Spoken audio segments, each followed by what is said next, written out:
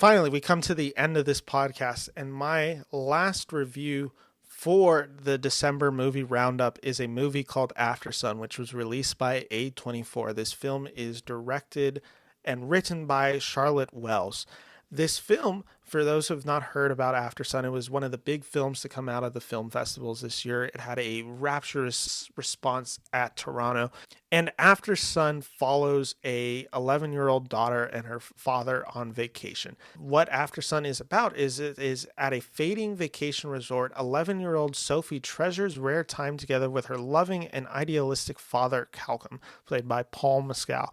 As a world of adolescent creeps into view beyond her eyes, Callum struggles under the weight of life outside of fatherhood. 20 years later, Sophie's tender recollections of their last holiday becomes a powerful and heartrending portrait of their relationship as she tries to reconcile the father she knew with the man she didn't in Charlotte Wells' superb and searingly emotional debut film. That logline is straight from A24. And so Aftersun stars Paul Mescal and Frankie Corio. This is like I said, this was a huge, rapturous hit out of the festivals. I got to see it Christmas Day. And I will just say that this movie has been playing well with audiences. People have been really blown away by the emotional tenderness of this film. They've been calling it profound. They've been calling it just this really just like jaw-dropping look at a family and that relationship. And I wanted to love this movie, and I'm like pretty like disappointed to say I didn't love this movie. I am not as high on this movie as a lot of my peers are. Aftersun really didn't work for me in any particular meaningful way.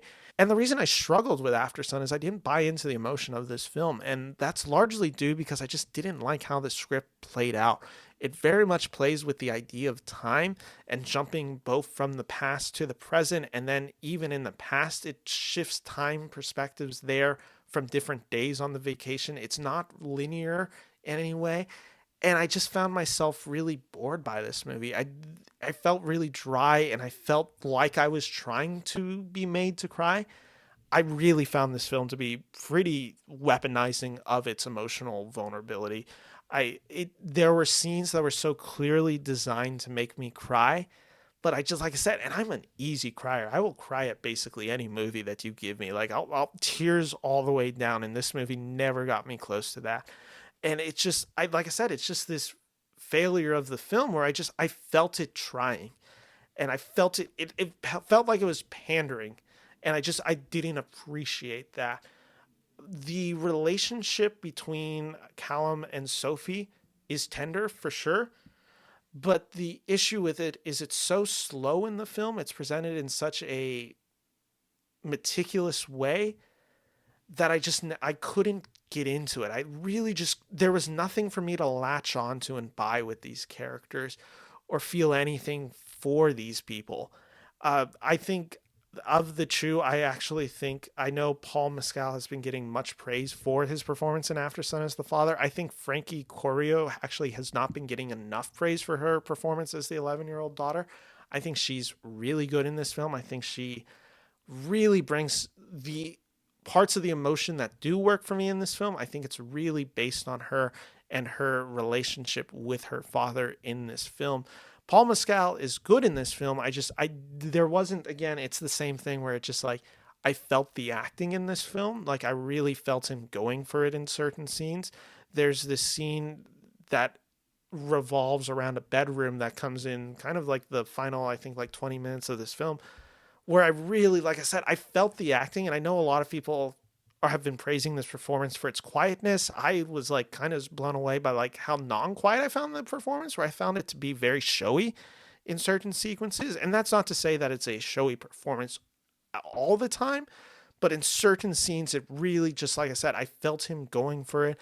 It felt like an Oscar reel to me. Like it really did feel like that in certain scenes where I really felt the acting of the performance. And so it's weird that this film didn't hit me as much as it did. I understand why this film would hit people, especially if they've had experiences with depression, if they've lost parents, if they have a distant relationship with a parent. I totally understand why this film hits in some very meaningful ways.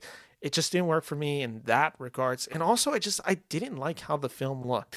It is shot to look like it is, I believe, in the 1990s, like a video camera.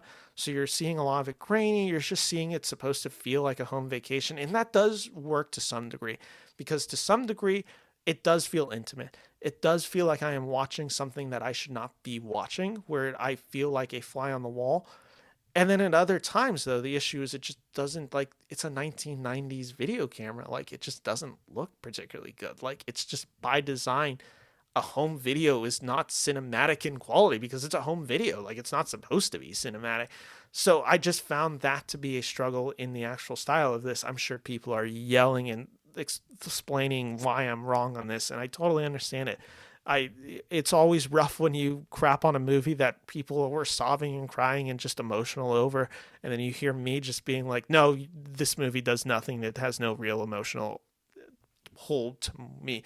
And again, it's all the feeling of perspective and just understanding how you've lived your life and how you connect with it emotionally. If you connect with this film emotionally, I totally understand why you find this film emotionally devastating, why you find this film so raw and honest and just true and just powerful. I totally get it. Like, I understand why people love this movie.